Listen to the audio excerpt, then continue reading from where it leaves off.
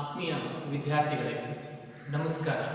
ಈ ಹಿಂದಿನ ತರಗತಿಯಲ್ಲಿ ವಚನ ಸಾಹಿತ್ಯ ಉಗಮ ಹಾಗೂ ವಿಕಾಸ ಈ ಪಠ್ಯದ ಭಾಗದಲ್ಲಿ ಪೀಠಿಕೆ ಭಾಗ ಮತ್ತು ವೀರಶೈವ ಧರ್ಮ ಮತ್ತು ವಚನಕಾರರು ಎನ್ನುವಂತಹ ಎರಡು ಪ್ರಮುಖವಾದಂತಹ ಅಂಶಗಳನ್ನು ಗಮನಿಸಿದ್ದೇವೆ. ಇಂದಿನ ತರಗತಿಯಲ್ಲಿ ವಚನದ ಹುಟ್ಟು ಈ ಕುರಿತು ಗಮನ ಹರಿಸೋಣ. ಗಮನಿಸಿ, ವಚನದ ಹುಟ್ಟು. ವಚನ ಎನ್ನುವುದು ಕನ್ನಡದಲ್ಲಿ ವಿಶಿಷ್ಟ ಸಾಹಿತ್ಯ ಪ್ರಕಾರವೊಂದರ ಹೆಸರು. ನಡುಗನ್ನಡ ಕಾಲದಲ್ಲಿ ಉಗಮಗೊಂಡು ಆ ಅವಧಿಯಲ್ಲಿ ಪ್ರಚಾರವಾದುದು. ವಚನ ಪ್ರಕಾರ ಅನ್ಯ ಭಾಷೆಗಳ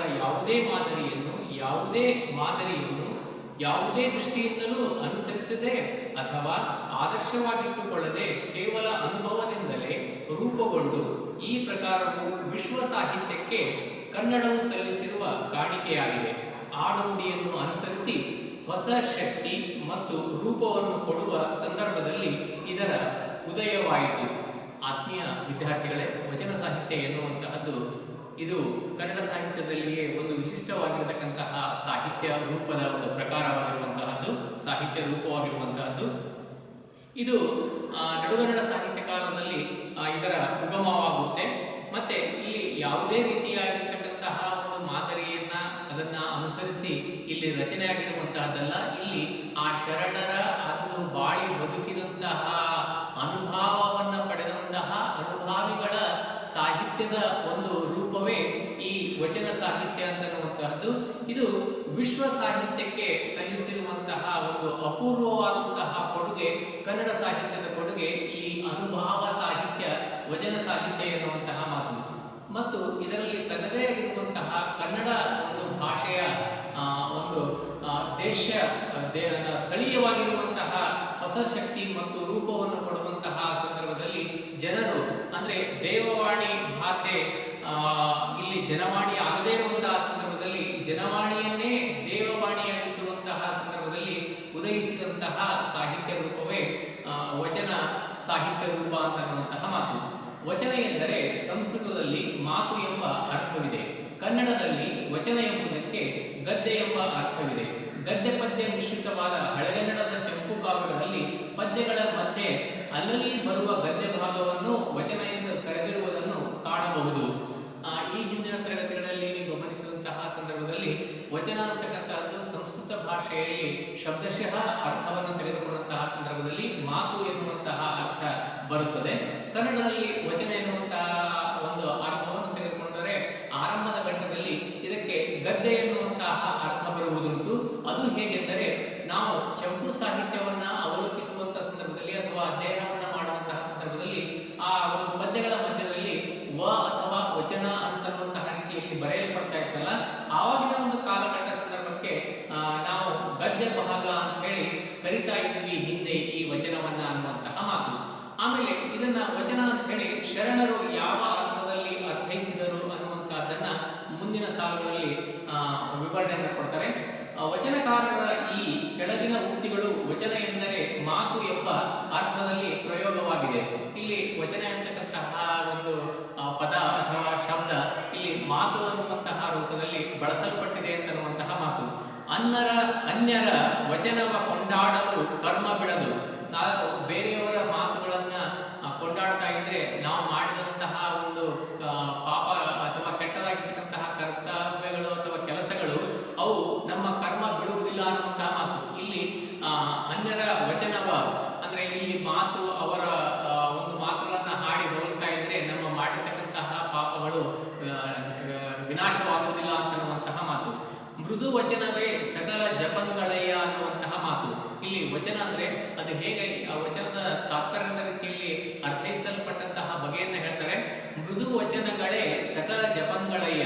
ನಾವು ಜಪ ತಪ ಮಾಡ್ತೀವಲ್ಲ, ಈ ಜಪ ತಪ ಮಾಡುವಂತಹ ಸಂದರ್ಭದಲ್ಲಿ ನಾವು ಆಡುವಂತಹ ಸೌಜನ್ಯಯುತವಾಗಿರುವಂತಹ ಮಾತು, ಮೃದುವಾಗಿರ್ತಕ್ಕಂತಹ ಮಾತುಗಳೇ ಅವು ನಿಜವಾದ ಒಂದು ಜಪ ತಪಕ್ಕೆ ಸಮಾನವಾಗಿರುವಂತಹ ವಚನಗಳು ಅಂತನ್ನುವಂತಹ ಮಾತು. ಮುಂದುವರೆದು ಹುಸಿವವನೇ ಬಲೆಯನೆಂಬ ವಚನ ಉಂಟು. ಅದಕ್ಕೆ ಇಲ್ಲಿ ಯಾರು ಸುಳ್ಳು ಮಾತನಾಡ್ತಾರೋ ಅವರೇ ಬಲೆಯ ಅಂತನ್ನುವಂತಹ ಒಂದು ವಚನವಿದೆ, ಒಂದು ಮಾತು ಇದೆ ಅಂತನ್ನುವಂತಹ ರೀತಿಯಲ್ಲಿ ಈ ಮೂರು ಉದಾಹರಣೆಗಳನ್ನು ಗಮನಿಸಿದಂತಹ ಸಂದರ್ಭದಲ್ಲಿ ನಮಗೆ ಅರ್ಥವಾಗುವಂತಹದ್ದು ಇಲ್ಲಿ ಮಾತು ಅನ್ನುವಂತಹ ಒಂದು ರೂಪದಲ್ಲಿ ವಚನ ಎನ್ನುವಂತಹ ಶಬ್ದ ಪ್ರಯೋಗವಾಗಿದೆ ಎನ್ನುವಂತಹ ಮಾತು. ಮುಂದುವರೆದು ಇದರ ಅಸ್ತಿತ್ವ ಅಥವಾ ಇದರ ಸ್ವರೂಪ ಹೇಗಿದೆ ಎನ್ನುವಂಥದ್ದನ್ನ ಹೇಳ್ತಾರೆ, ಗಮನಿಸಿ. ವಚನಗಳ ಸ್ವರೂಪದ ಬಗ್ಗೆಯೂ ವಿವಿಧ ಅಭಿಪ್ರಾಯಗಳು ವ್ಯಕ್ತವಾಗಿವೆ.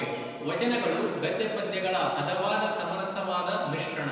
ಇದರಲ್ಲಿ ಗದ್ಯದ ನಿರರ್ಗಳತೆ ಇಲ್ಲದಿದ್ದರೂ ಅದರ ಸರಳತೆಯಿಂದ ಪದ್ಯದ ಕ್ರಮಬದ್ಧವಾದ ಛಂದೋಗತಿ ಇಲ್ಲದಿದ್ದರೂ ಅದರ ಲಯವಿದೆ.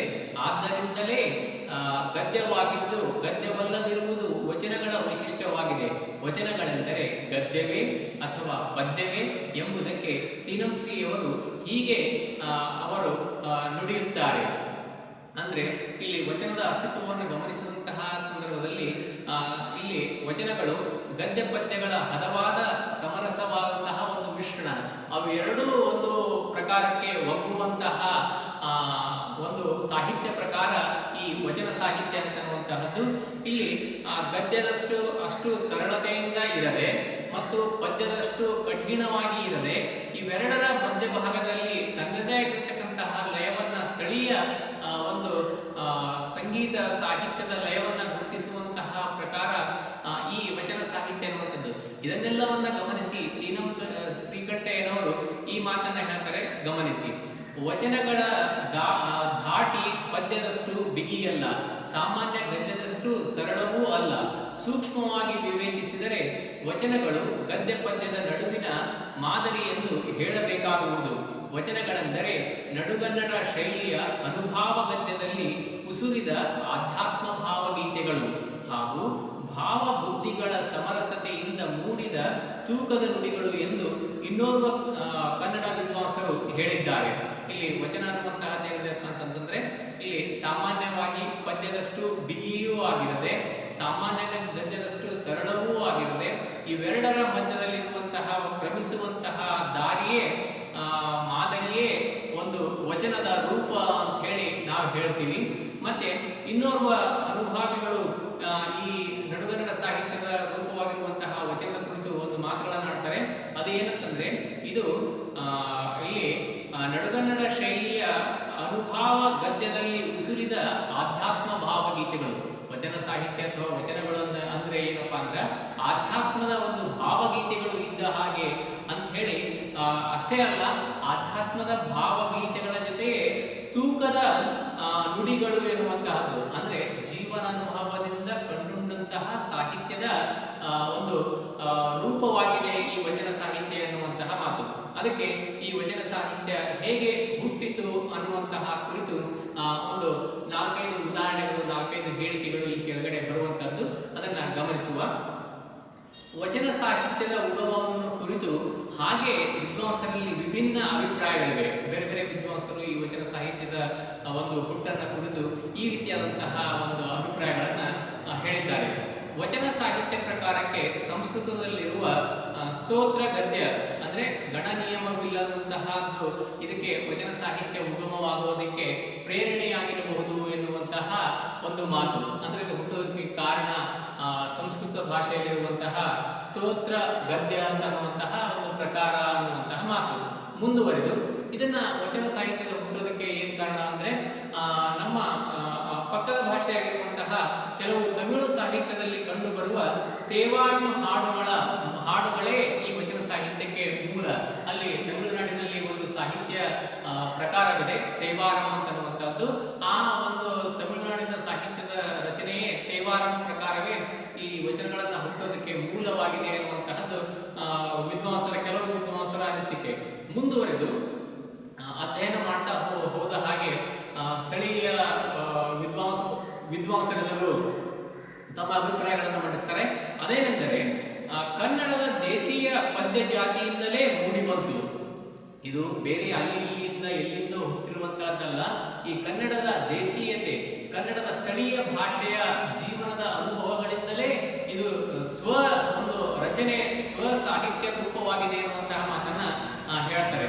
ಮುಂದುವರೆದು ಇದು ಒಂದು ಹೊಸದಾಗಿರುವಂತಹ ಆಲೋಚನಾ ಕ್ರಮದ ಹಿನ್ನೆಲೆಯಲ್ಲಿ ಸ್ವಯಂ ವಚನಕಾರರ ಸ್ವಾನುಭಾವವೇ ಮೂರ್ತಗೊಂಡ ವಚನಗಳ ಉಗಮವಾಗಿರಬಹುದು. ಇದರ ಉಗಮ ಅಲ್ಲಿ ಇಲ್ಲಿ ಹುಡುಕಾಡುವಂತಹ ಅಗತ್ಯತೆ ಇಲ್ಲ. ಇದು ಆ ಶರಣರ ಜೀವನ ಅನುಭವದಿಂದಲೇ ಕಂಡುಂಡಂತಹ ಅನುಭವ ಗೋಚರಿಸತಕ್ಕಂತಹ ಒಂದು ರೂಪ ಸಾಹಿತ್ಯ ಪ್ರಕಾರವಾಗಿ ಈ ವಚನ ಸಾಹಿತ್ಯ ಬಂದಿದೆ ಅಂತನ್ನುವಂಥದ್ದು ಈ ವಚನ ಸಾಹಿತ್ಯದ ಉಗಮಗಳನ್ನು ಕುರಿತು ಈ 4 ಅಂಶಗಳನ್ನ ನಾವು ತಿಳಿದುಕೊಳ್ತೀವಿ. ಇದಾದ ನಂತರದಲ್ಲಿ ಹೇಗೆ ಇದು ಯಾವ ಒಂದು ಸಂದರ್ಭದಲ್ಲಿ ಇದು ಒಂದು ಉಗಮವಾಗೋದಕ್ಕೆ ಅಥವಾ ಈ ಸಾಹಿತ್ಯ ಪ್ರಕಾರ ಬರೋದಕ್ಕೆ ಏನೆಲ್ಲ ಕಾರಣಗಳಿದ್ದಾವೆ ಅಂತನ್ನುವಂತಹ ಅಂಶವನ್ನ ಗಮನಿಸಿದಂತಹ ಸಂದರ್ಭದಲ್ಲಿ ಅಂದಿನ ಸಾಮಾಜಿಕ ಪರಿಸರದ ಒತ್ತಡ ಹಾಗೂ ಅನಿವಾರ್ಯತೆಗಳೊಂದಿಗೆ ಈ ಮೊದಲೇ ಸೂಚಿಸಿದ 12ನೇ ಶತಮಾನದ ಧಾರ್ಮಿಕ ಅಂದ್ರೆ ಇದು ಯಾವುದೇ ಒಂದು ಸಾಹಿತ್ಯ ಪ್ರಕಾರ ಆಗಲಿ ಅಥವಾ ಯಾವುದೇ ಆದಂತಹ ಒಂದು ಬದಲಾವಣೆ ಬರಬೇಕಾದಂತಹ ಸಂದರ್ಭದಲ್ಲಿ ಅದು ಸಾಮಾಜಿಕವಾಗಿರ್ಬೋದು ಅಥವಾ ಸಾಹಿತ್ಯಿಕವಾಗಿರ್ಬೋದು ಅಥವಾ ರಾಜಕೀಯವಾಗಿರ್ಬೋದು ಅದಕ್ಕೆ ಅದರದ್ದೇ ಆಗಿರ್ತಕ್ಕಂತಹ ಕಾರಣ ಇರ್ತವೆ. ಹಾಗೆ ಈ ವಚನ ಸಾಹಿತ್ಯ ಉಗಮವಾಗುವುದಕ್ಕೆ 12ನೇ ಶತಮಾನದಲ್ಲಿ ಆಗಿರುವಂತಹ ಬದಲಾವಣೆಗಳು ಅವು ಯಾವ್ಯಾವ ರೀತಿಯಲ್ಲಿ ಇದು ಉಗಮವಾಗೋದಕ್ಕೆ ಪ್ರೇರಣೆ ಆಯ್ತಂದ್ರೆ ಧಾರ್ಮಿಕ ಒಂದು ಚಳುವಳಿ, ವಚನ ಸಾಹಿತ್ಯದ ಒಂದು ಚಳುವಳಿ ನಡೆಯುವಂತಹ ಒಂದು ರೀತಿಯ ಸಾಮಾಜಿಕ ಧಾರ್ಮಿಕ ಬದಲಾವಣೆಯನ್ನ ತರೋದಕ್ಕೆ ಮಾಡುವಂತಹ ಒಂದು ಹೋರಾಟ. ಅದಾದ ನಂತರದಲ್ಲಿ ಸಾಹಿತ್ಯ ಪ್ರಕಾರದಲ್ಲಿ ಕೂಡ ಸಂಸ್ಕೃತ ಭೂಯಿಷ್ಠವಾಗಿರುವಂತಹ ಚಂಪು ಸಾಹಿತ್ಯವನ್ನು ಕೂಡ ಬಳಸ್ತಾ ಇರುವಂತಹ ಬಗೆ, ಆಮೇಲೆ ಹೆಚ್ಚಿನ ರೀತಿಯಲ್ಲಿ ಸಂಸ್ಕೃತವನ್ನು ಬಳಸ್ತಾ ಇರೋದ್ರಿಂದಾಗಿ ಕನ್ನಡ ಭಾಷೆಯಲ್ಲಿ ಅದು ಸರಳ ಜನರಿಗೆ ಅಥವಾ ಸಾಮಾನ್ಯ ಜನರಿಗೆ ಅರ್ಥವಾಗದೇ ಇರುವಂತಹ ಸಂದರ್ಭದಲ್ಲಿ ಅದು ಒಂದು ದೇವವಾಣಿ ಜನವಾಣಿ ಆಗದೇ ಇರುವಂತಹ ಸಂದರ್ಭದಲ್ಲಿ ಈ ಜನವಾಣಿಯನ್ನೇ ದೇವವಾಣಿಯ ಒಂದು ಭಾಷೆಯ ಸ್ಥಾನಕ್ಕೆ ಕರೆದುಕೊಂಡು ಹೋಗ್ತಾರೆ. ಇದಾದ ನಂತರದಲ್ಲಿ ಸಾಮಾಜಿಕ ಮತ್ತು ರಾಜಕೀಯ ಈ ಸ್ಥಿತಿಗತಿಗಳೇನಿದಾವಲ್ಲ, ಈ ಸ್ಥಿತಿಗತಿಗಳೇನಾಗ್ತದೆ ಅಂತಂದ್ರೆ ಈ ವಚನ ಸಾಹಿತ್ಯ ಸಾಮಾಜಿಕವಾಗಿರ್ತಕ್ಕಂತಹ ರೀತಿಯಲ್ಲಿ ಆಗುವಂತಹ ಒಂದು ಬದಲಾವಣೆಗಳು, ಸೋಷಿಯಲ್ ರಿಫಾರ್ಮ್ಸ್ ಅಂತ ಹೇಳ್ತಿರ್ತಲ್ಲ, ಸಾಮಾಜಿಕ ಸುಧಾರಣೆಗಳ ಒಂದು ಕಾಲಘಟ್ಟದಲ್ಲಿ ಅಣ್ಣ ಬಸವಣ್ಣನವರ ನೇತೃತ್ವದಲ್ಲಿ ನಡೆಯುವಂತಹದ್ದು ಇವು ಹೇಗೆ ಒಂದು ಪ್ರೇರಣೆ ಆಗುತ್ತೆ ಮತ್ತು ರಾಜಕೀಯ ಸ್ಥಿತಿಗತಿಗಳು ಯಾವ ರೀತಿಯಾದಂತಹ ಒಂದು ಸಾಹಿತ್ಯ ರಚನೆಗೆ ಪ್ರೇರಣೆಯನ್ನು ಒದಗಿಸುತ್ತವೆ. ಅದಷ್ಟೇ ಅಲ್ಲ, ಹಾಗೂ ಆವಾಗಿನ ಸಂದರ್ಭದಲ್ಲಿ ಆಂದೋಲನಗಳು, ವಚನ ಸಾಹಿತ್ಯದ ಆಂದೋಲನ ಅಂದ್ರೆ ಎಲ್ಲ ಒಂದು ರೀತಿಯ ಬದಲಾವಣೆ ಆಗಲೇಬೇಕು ಅಂತನ್ನುವಂತಹ ಆಂದೋಲನದ ಒಂದು ಚಳವಳಿಯ ಹಿನ್ನೆಲೆಯಲ್ಲಿ ಇದು ವಚನ ಸಾಹಿತ್ಯ ತನ್ನ ಹುಟ್ಟನ್ನ ಪಡೆದುಕೊಳ್ಳುತ್ತೆ. ಹೀಗೆ ಇವು 4-5 ಅಂಶಗಳಿಂದ ಏನಾಗುತ್ತೆ ಅಂತಂದ್ರೆ ವಚನ ಸಾಹಿತ್ಯ ಹುಟ್ಟೋದಕ್ಕೆ ಕಾರಣಗಳಾದವು ಅಂತನ್ನುವಂತಹ ಮಾತು, ಮೂಲ ಕಾರಣಗಳಾಗಿದ್ದಾವೆ 4-5 ಅಂಶ ಅನ್ನುವಂತಹದ್ದು. ಮುಂದುವರೆದು ಹೀಗೆ ಮಾನವತಾವಾದಿಗಳಿಂದ ಜನಜಾಗೃತಿಯನ್ನು ಉಂಟು ಮಾಡುವುದರ ಹಿನ್ನೆಲೆಯಲ್ಲಿ ಹುಟ್ಟಿ ಬಂದ ಸಾಹಿತ್ಯವೇ ವಚನ ಸಾಹಿತ್ಯ. ಹೀಗೆ ಮಾನವತಾವಾದಿಗಳಿಂದ ಮನುಜ ಕುಲಂ ಒಂದೇ ಎನ್ನುವಂತಹ ರೀತಿಯ ಒಂದು ಹಿನ್ನೆಲೆಯಲ್ಲಿ ಆ ಒಂದು ದೃಷ್ಟಿಕೋನದ ಅಡಿಯಲ್ಲಿ ಜನಜಾಗೃತಿಯನ್ನು ಉಂಟು ಮಾಡೋದಕ್ಕೋಸ್ಕರವೇ ಅದರ ಹಿನ್ನೆಲೆಯಲ್ಲಿ ಈ ವಚನ ಸಾಹಿತ್ಯ ಅನ್ನುವಂತಹದ್ದು ಜನ್ಮ ತಾಳಿದೆ ಅನ್ನುವಂತಹ ಮಾತು.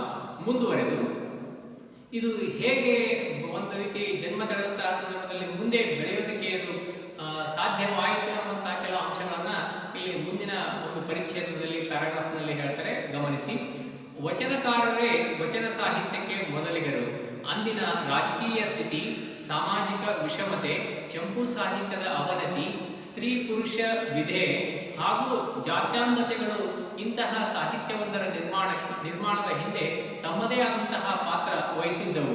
ಅಂದ್ರೆ ಇಲ್ಲಿರುವಂತಹ ವಚನ ಸಾಹಿತ್ಯಗಳು ಇದು ಬೆಳೆಯೋದಕ್ಕೆ ಏನಪ್ಪಾ ಕಾರಣ ಅಂದ್ರೆ ರಾಜಕೀಯ ಸ್ಥಿತಿಗತಿಗಳು, ಆವಾಗಿನ ಸಮಾಜದಲ್ಲಿ ಇರುವಂತಹ ಒಂದು ವಿಷಮತೆ, ಒಂದು ರೀತಿಯಾಗಿರ್ತಕ್ಕಂತಹ ಮೇಲು ವರ್ಗ ಕೆಳವರ್ಗ ಅನ್ನುವಂತಹ ಹೊಡೆದಾಟ, ಆಮೇಲೆ ಚಂಪು ಸಾಹಿತ್ಯ ತನ್ನ ಒಂದು ಉಚ್ಚಾಶ್ರಯ ಸ್ಥಿತಿಯಿಂದ ಒಂದು ಅವನತಿಯನ್ನ ಹೊಂದುವಂತಹ ಕಾಲಘಟ್ಟ ಸಂದರ್ಭ, ಮತ್ತು ಸ್ತ್ರೀ ಪುರುಷರಲ್ಲಿಯೂ ಕೂಡ ಭೇದ ಭಾವವನ್ನ ಮಾಡುವಂತಹದ್ದು ಮತ್ತು ಅತಿಯಾದಂತಹ ಜಾತ್ಯಾಂಧತೆಯಲ್ಲಿ ತೊಡಗಿರುವಂತಹ ಕಾಲಘಟ್ಟ, ಇವೆಲ್ಲವೂ ಕೂಡ ಏನ್ ಮಾಡ್ತಾವ ಅಂದ್ರೆ ಒಂದು ಹೊಸ ಈ ವಚನ ಸಾಹಿತ್ಯದ ನಿರ್ಮಾಣದ ರೂಪಕ್ಕೆ ಇವೆಲ್ಲ ಪ್ರಮುಖವಾದಂತಹ ಪಾತ್ರ ವಹಿಸುತ್ತವೆ ಅಂತನ್ನುವಂತಹ ಮಾತು.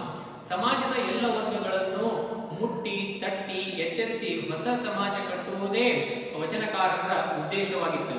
ಇದು ಪ್ರಮುಖವಾದಂತಹ ವಚನ ಸಾಹಿತ್ಯದ ಉದ್ದೇಶ ಏನಂದ್ರೆ ಸಮಾಜದ ಎಲ್ಲ ಸ್ತರಗಳ ಒಂದು ಅವುಗಳನ್ನ ಮುಟ್ಟಿ ತಟ್ಟಿ ಎಚ್ಚರಿಸಿ, ಅಂದ್ರೆ ಜಾಗೃತರಾಗಿ ಅಂತನ್ನುವಂತಹ ರೀತಿಯ ಹಿನ್ನೆಲೆಯಲ್ಲಿ ಅವರೆಲ್ಲರನ್ನ ಜಾಗೃತ ಮಾಡುವಂತಹದ್ದೇ ಈ ಒಂದು ಚಳುವಳಿಯ ಅಥವಾ ಈ ಒಂದು ವಚನ ಸಾಹಿತ್ಯದ ಪ್ರಮುಖವಾದಂತಹ ಉದ್ದೇಶವಾಗಿತ್ತು. ಅಷ್ಟೇ ಅಲ್ಲ, ಪುರುಷ ವಚನಕಾರರೊಂದಿಗೆ ಅಕ್ಕ ಮಹಾದೇವಿ, ನೀಲಾಂಬಿಕೆ, ಮುಕ್ತಾಯಕ್ಕನಂತಹ ಮೇಲುವರ್ಗದ ಮಹಿಳಾ ವಚನಕಾರ್ತಿಯರು ಅದರ ಜೊತೆಯಲ್ಲಿಯೇ ಸತ್ಯಕ್ಕ, ಕಾಳವ್ವೆ, ಸೂಳೆ ಸಂಕವ್ವೆಯಂತಹ ಮಹಿಳೆಯರು ಕೂಡ ಕೈ ಜೋಡಿಸಿದರು. ಇಲ್ಲಿ ಪುರುಷ ಶ್ರೇಷ್ಠ, ಸ್ತ್ರೀಯರು ಕನಿಷ್ಠ ಅಂತನ್ನುವಂತಹ ಭಾವನೆಯನ್ನು ಹೊಡೆದು ಹಾಕಿ ಪುರುಷರೊಂದಿಗೆ, ಶರಣರೊಂದಿಗೆ ಅಕ್ಕ ಮಹಾದೇವಿ ಮತ್ತೆ ನೀಲಾಂಬಿಕೆ, ಮುಕ್ತಾಯಕ್ಕ ಇವರು ಮೇಲ್ವರ್ಗದ ಸಮಾಜಕ್ಕೆ ಸಂಬಂಧಪಟ್ಟಂತಹ ಒಂದು ವಚನಕಾರರೇ ವಚನ ರಚನೆ ಮಾಡ್ತಿದ್ರು. ಅದೇ ರೀತಿಯಾಗಿ ಸಮಾನವಾದಂತಹ ಒಂದು ಸ್ಥಾನಮಾನವನ್ನ ಸತ್ಯಕ್ಕ, ಕಾಳವ್ವೆ, ಸೂಳೆ ಸಂಕವ್ವ ಇವರೆಲ್ಲರಿಗೂ ಕೂಡ ಒಂದು ವೇದಿಕೆಯನ್ನ, ಅನುಭವ ಮಂಟಪ ಕಲ್ಪಿಸಿತು ಅಂತನ್ನುವಂತಹ ಮಾತು. ದೇಶೀಯ ಛಂದಸ್ಸೇ ಕನ್ನಡ ಸಾಹಿತ್ಯದ ಆದಿ. ಇಲ್ಲಿ ಪ್ರಮುಖವಾದಂತಹ ಸಂದರ್ಭದಲ್ಲಿ ಇಲ್ಲಿ ದೇಶೀಯ ಸ್ಥಳೀಯವಾಗಿರುವಂತಹ ಒಂದು ಛಂದಸ್ಸು ಇದೆಯಲ್ಲ, ಅದುವೇ ಇದಕ್ಕೆ ಮೂಲವಾದಂತಹ ಒಂದು ರೀತಿಯಲ್ಲಿರುವಂಥದ್ದು. ಆದರೆ ಅದು ಕ್ರಮೇಣ ಪಂಡಿತರ ಸೊತ್ತಾಗಿ ಸಾಮಾನ್ಯರನ್ನು ಮರೆತಾಗ ದೇಶೀಯ ಸಾಹಿತ್ಯದ ಕಡೆಗೆ ಒಲಿಯಬೇಕಾದ ಅಗತ್ಯ ಕಂಡು ಬಂದಿತು. ದೇಶೀಯ ಛಂದಸ್ಸೆ ಅಂತ ಹೇಳಿ ಮೇಲೊಂದು ಶಬ್ದ ಬರುತ್ತಲ್ಲ, ಆ ದೇಶೀಯ ಛಂದಸ್ಸು ಅಂತಂದ್ರೆ ಮೊದಲಿಗೆ ಆರಂಭದಲ್ಲಿ ಈ ಸಂಸ್ಕೃತ ಭಾಷೆ ಅಥವಾ ಚಂಪು ಸಾಹಿತ್ಯದ ಒಂದು ಒಲವು ಏನಿತ್ತು, ಅವುಗಳ ಜೊತೆಯಲ್ಲಿ ಹೆಚ್ಚು ಸಂಸ್ಕೃತದ ಬಳಕೆಯ ಪದಗಳನ್ನ, ವಾಕ್ಯಗಳನ್ನ ಪ್ರಯೋಗ ಮಾಡ್ತಾ ಇದ್ರು. ಅದುವೇ ಒಂದು ರೀತಿಯಲ್ಲಿ ಕನ್ನಡಕ್ಕೆ ಆದಿ. ಅದು ಒಂದು ಸಾಹಿತ್ಯ ರಚನೆ ಮಾಡೋದಕ್ಕೆ ಮೂಲ ಪ್ರೇರಣೆ ಸಂಸ್ಕೃತ ಭಾಷೆ ಆರಂಭದ ಒಂದು ಸ್ಥಿತಿಯಲ್ಲಿ ಇದ್ದಂತಹದ್ದು. ಆದರೆ ಆ ಒಂದು ದೇಶೀಯ ಭಾಷೆ ಜನರ ಒಂದು ಬಳಿಗೆ ಬರದೇ ಇರುವಂತಹ ಸಂದರ್ಭದಲ್ಲಿ ಆವಾಗ ದೇಶೀಯ ಸಾಹಿತ್ಯದ ಕಡೆಗೆ, ದೇಶೀಯ ಸಾಹಿತ್ಯದ ಕಡೆಗೆ ಅಂತರುವಂತಹ ಮಾತು ಬರುವಂತಹದ್ದು. ಇದು ದೇಶೀಯ ಸಾಹಿತ್ಯದ ಕಡೆಗೆ ಅಂತಂದ್ರೆ ಇಲ್ಲಿ ಸ್ಥಳೀಯವಾಗಿರುವಂತಹ ರೀತಿಯಲ್ಲಿ ಆ ಸ್ಥಳೀಯ ಆಡುವಂತಹ ಕನ್ನಡ ಭಾಷೆಯನ್ನೇ ಇಲ್ಲಿ ಸಾಹಿತ್ಯದ ಭಾಷೆಯಾಗಿ ಅದು ಪರಿವರ್ತನೆ ಆಗುವಂತಹದ್ದು. ದೇಶೀಯ ಸಾಹಿತ್ಯದ ಕಡೆಗೆ ಇದರ ಒಂದೇನಾಗುತ್ತೆ ಅಂತಂದ್ರೆ ಒಲವು ಉಂಟಾಗುವಂತಹದ್ದು. ಅದಕ್ಕೆ ಹೇಳ್ತಾರೆ ದೇಶೀಯ ಸಾಹಿತ್ಯದ ಕಡೆಗೆ ಒಲಿಯಬೇಕಾದ ಅಗತ್ಯ ಕಂಡು ಬಂತು. ಈ ಅಗತ್ಯತೆಯನ್ನು ಕಂಡು ಬಂದು ವಚನ ಸಾಹಿತ್ಯ ಉದಯಿಸಿತು. ಇದು ಒಂದು ರೀತಿಯಲ್ಲಿ ಸ್ಪಷ್ಟತೆಯನ್ನು ಕೊಡ್ತಾರೆ. ಇದು ವಚನ ಸಾಹಿತ್ಯ ಎಂದರೇನಪ್ಪ ಅಂದ್ರೆ, ಇದು ವಸ್ತುವಿನಿಂದಾಗಲಿ, ಯಾವುದೇ ಒಂದು ರಚನೆ ಮಾಡ್ತೇವಲ್ಲ ಕಾವ್ಯ, ಆ ಕಾವ್ಯಗಳ ವಸ್ತುವಿನಿಂದಾಗಲಿ ಮತ್ತು ಕಾವ್ಯ ರಚನೆಯ ರೀತಿಯಿಂದಾಗಲಿ ಮತ್ತು ತತ್ವಗಳ ದೃಷ್ಟಿಯಿಂದಲೂ ಕೂಡ ಹೇಳುವಂತಹ ಒಂದು ಸಂದೇಶ ಇದೆಯಲ್ಲ, ಆ ಸಂದೇಶ ದೃಷ್ಟಿಯಿಂದಲೂ ಕೂಡ ವಚನ ಸಾಹಿತ್ಯ ಎನ್ನುವಂತಹದ್ದು ಒಂದು ಸರ್ವ ಸ್ವತಂತ್ರವಾಗಿರ್ತಕ್ಕಂತಹ ಒಂದು ಪ್ರಕಾರವಾಗಿತ್ತು ಅಂತನ್ನುವಂತಹದನ್ನ ಇಲ್ಲಿ ನಾವು ಮನಗಾಣ್ತೀವಿ. ಮುಂದುವರೆದು ವಚನ ಸಾಹಿತ್ಯವು ಬಸವಣ್ಣನಿಗಿಂತ ಒಂದು ಶತಮಾನದ ಪೂರ್ವದಲ್ಲಿಯೇ ಆರಂಭವಾಗಿತ್ತು. ಜೇಡರ ದಾಸಿಮಯ್ಯ, ಸಕಲೇಶ ಮಾದರಸ ಮುಂತಾದವರು ಬಸವಣ್ಣನಿಗಿಂತ ಮೊದಲೇ ವಚನಗಳನ್ನು ರಚಿಸಿದ್ದರು. ಸುಮಾರು 11ನೇ ಶತಮಾನದ ಅಂತ್ಯ 12ನೇ ಶತಮಾನದ ಆದಿಯಲ್ಲಿ ಇದು ಆರಂಭವಾಗಿರಬೇಕು. ಬಸವ ಪೂರ್ವ ವಚನಕಾರರ ವಚನಗಳಲ್ಲಿ ಮನುಚಾದ ವಿಚಾರಧಾರೆ, ವಿಡಂಬನೆ, ಹೃದಯ ಶ್ರೀಮಂತಿಕೆಯ ಅನುಭವವಿದೆ. ಅಣ್ಣ ಬಸವಣ್ಣನವರ ಒಂದು ಜನನಕ್ಕಿಂತ ಒಂದು ಶತಮಾನ 100 ವರ್ಷಗಳ ಪೂರ್ವದಲ್ಲಿಯೇ ಈ ವಚನ ಸಾಹಿತ್ಯ ಬೆಳೆಯೋದಕ್ಕೆ ಆರಂಭಗೊಂಡಿರುವಂತಹದ್ದು. ಅದು ಈ ವಚನಕಾರವನ್ನು ರಚಿಸಿರುವಂತಹ ಆರಂಭದ ಒಂದು ವಚನಕಾರರಲ್ಲಿ ಜೇಡರ ದಾಸಿಮಯ್ಯ ಮತ್ತು ಸಕಲೇಶ ಮಾದರಸ ಎನ್ನುವಂತಹ ಅವರು ಪ್ರಮುಖ ಅಗ್ರಗಣ್ಯರು. ಇವರ ಒಂದು ವಚನಗಳನ್ನು ಗಮನಿಸಿದಂತಹ ಸಂದರ್ಭದಲ್ಲಿ ನಮಗೆ ಅವರ ಒಂದು ಮನುಚಾಗಿರುವಂತಹ ಒಂದು ವಿಚಾರಧಾರೆ, ಆಮೇಲೆ ವಿಡಂಬನೆ, ಸಮಾಜದಲ್ಲಿ ಅಂಕುಡೊಂಬುಗಳನ್ನು ತಿದ್ದುವಂತಹದ್ದು, ಮತ್ತೆ ತಮ್ಮ ಅನುಭವದಲ್ಲಿ ಕೇವಲ ಸಾಮಾನ್ಯ ರೀತಿಯಲ್ಲಿ ಹೇಳುವಂಥದ್ದಷ್ಟೇ ಅಲ್ಲ, ಆ ಅನುಭವದ ಪಕ್ವತೆಯೊಂದಿಗೆ ಉದಾಹರಣೆ ಸಹಿತ ಹೇಳುವಂತಹ ಒಂದು ಬಗೆ ಏನಿದೆಯಲ್ಲ, ಅದು ಶ್ರೀಮಂತಿಕೆಯ ಅನುಭವಗಳನ್ನ ಈ ತಮ್ಮ ವಚನಗಳಲ್ಲಿ ಅವರು ಉದಾಹರಣೆಯ ರೂಪದಲ್ಲಿ, ಆ ವಚನದ ರೂಪದಲ್ಲಿಯೇ ಕೊಡಮಾಡಲ್ಪಟ್ಟಿದ್ದಾರೆ ಅನ್ನುವಂತಹ ಮಾತು. ಪ್ರೌಢ ವಿಚಾರ ಕ್ರಾಂತಿಯಿಂದ ಕೂಡಿದ ಹರಿತವಾದ ಪದಸಿದ್ಧಿ, ಭಾಷಾಸಿದ್ಧಿ ಪಡೆದ ವಚನಗಳಾಗಿವೆ. ಈ ವಚನಗಳನ್ನುವಂತಹದ್ದು ಏನಪ್ಪಾ ಅಂತಂದ್ರೆ, ಈ ಒಂದು ವಿಚಾರ ಕ್ರಾಂತಿಯ ಪದಸಿದ್ಧಿ, ಆ ಒಂದೊಂದು ಪದವೂ ಕೂಡ ಏನಂತಂದ್ರೆ ಅದರದೇ ಆಗಿರ್ತಕ್ಕಂತಹ ಒಂದು ಸ್ಥಾನಮಾನ, ಗೌರವವನ್ನು ಉಳ್ಳಂತಹದ್ದಾಗಿತ್ತು. ಅಷ್ಟೇ ಅಲ್ಲ, ಅದು ಯಾವ ರೀತಿಯದ್ದಾಗಿತ್ತಂದ್ರೆ ಭಾಷಾ ಸಿದ್ಧಿ, ಅದು ಆ ಸ್ಥಳೀಯವಾಗಿರುವಂತಹ ಕನ್ನಡ ಭಾಷೆಯ ಮೇಲೆ ಒಂದು ಆಧಿಪತ್ಯವನ್ನ ಹೊಂದಿದಂತಹ ರೀತಿಯಲ್ಲಿ ಭಾಷಾ ಸಿದ್ಧಿಯಿಂದ ಕೂಡ ಆ ಭಾಷೆ ಒಂದು ವಚನ ರೂಪ ಒಳಗೊಂಡಿತ್ತು ಅನ್ನುವಂತಹ ಮಾತು. ಒಟ್ಟಿನಲ್ಲಿ ಹೇಳುವುದಾದರೆ ಬಸವಣ್ಣನ ಕಾಲದಲ್ಲಿ ಇವರ ನೇತೃತ್ವ ದೊರೆತ ಮೇಲೆ ಅಸಂಖ್ಯಾತ ಶಿವಶರಣರು ವಚನಗಳನ್ನು ಬರೆದರು. ಜನವಾಣಿ ದೇವವಾಣಿಯಾಯಿತು. ಅಣ್ಣ ಬಸವಣ್ಣನ ನೇತೃತ್ವದಲ್ಲಿ ಈ ವಚನ ಸಾಹಿತ್ಯದ ಒಂದು ಚಳುವಳಿ, ಅನುಭವ ಮಂಟಪದ ರಚನೆ ಇದರ ಹಿನ್ನೆಲೆಯಲ್ಲಿಯೇ ಈ ಜನರಾಡುವಂತಹ ಕನ್ನಡ ಭಾಷೆ, ಈ ಜನವಾಣಿಯೇ ದೇವವಾಣಿಯಾಗಿ ರಾಜರ ಒಂದು ಮಾನ್ಯತೆಯನ್ನು ಪಡೆಯುವಂತಹ ರೀತಿಯಲ್ಲಿ ಎಲ್ಲರೂ ಸ್ವೀಕೃತವಾಗುವಂತಹ ರೀತಿಯಲ್ಲಿ ಇದು ದೇವವಾಣಿಯಾಯಿತು ಅನ್ನುವಂತಹ ಮಾತು. ಅಷ್ಟೇ ಅಲ್ಲ, ಶರಣರ ನುಡಿಯಲ್ಲಿ ಲೌಕಿಕ ವಿವರಣೆಯ ಜೊತೆಗೆ ಒಂದು ರೀತಿಯ ಬೆಳಗು ಪಡೆಯಿತು. ಬರೇ ಲೌಕಿಕ ವಚನಗಳನ್ನು ಅಷ್ಟೇ ಕೊಡುವಂತಹದ್ದಲ್ಲ, ಇದರಲ್ಲಿಯೂ ಕೂಡ ಒಂದು ರೀತಿಯ ಬೆಳಗಿನ ಸೌಂದರ್ಯವನ್ನ, ಒಂದು ರೀತಿಯ ಆಶ್ಚರ್ಯಕರವಾಗುವಂತಹ ರೀತಿಯಲ್ಲಿ ಉದಾಹರಣೆ ಸಹಿತ ಒಂದು ಅದರದೇ ವಿಶಿಷ್ಟ ಬಗೆಯಲ್ಲಿ ಈ ಬೆಳಗಿನ ವಚನಗಳನ್ನು ಕೂಡ ನಾವೇನ್ ಮಾಡ್ತೀವಿ ಅಂದ್ರೆ ಇಲ್ಲಿ ಗಮನಿಸುತ್ತೇವೆ ಅನ್ನುವಂತಹ ಮಾತು. ಹೀಗೆ ಹೆಣ್ಣು ಗಂಡೆನ್ನದೇ ವಚನ ಸಾಹಿತ್ಯದ ಮಹಾಪೂರ ಹರಿಸಿದರು. ಆವಾಗಿನ ಅನುಭವ ಮಂಟಪದಲ್ಲಿರುವಂತಹ ಶರಣೆಯರೆಲ್ಲರೂ ಕೂಡಿ ತಮ್ಮ ಜೀವನದ ಅನುಭವವನ್ನ ಈ ವಚನ ಸಾಹಿತ್ಯದ ರೂಪದಲ್ಲಿ ಅವರು ಹಂಚಿದರು ಅನ್ನುವಂತಹ ಮಾತು. ಮತ್ತು ಕನ್ನಡ ಸಾಹಿತ್ಯ ಲೋಕಕ್ಕೆ ಅದರ ಒಂದು ಕೊಡುಗೆಯನ್ನು ಕೊಟ್ಟರು. ಆ ಒಂದು ವಚನ ಸಾಹಿತ್ಯದ ರೂಪದ ಕೊಡುಗೆಯೇ ಇಂದು ಕನ್ನಡ ಭಾಷೆ ಜಾಗತಿಕ ಮಟ್ಟದಲ್ಲಿ ಕೊಟ್ಟಿರುವಂತಹ ಒಂದು ಅಮೂಲ್ಯವಾದಂತಹ ಕೊಡುಗೆಯಾಗಿದೆ ಎಂದು ನಾವು ಹೇಳಬಹುದು.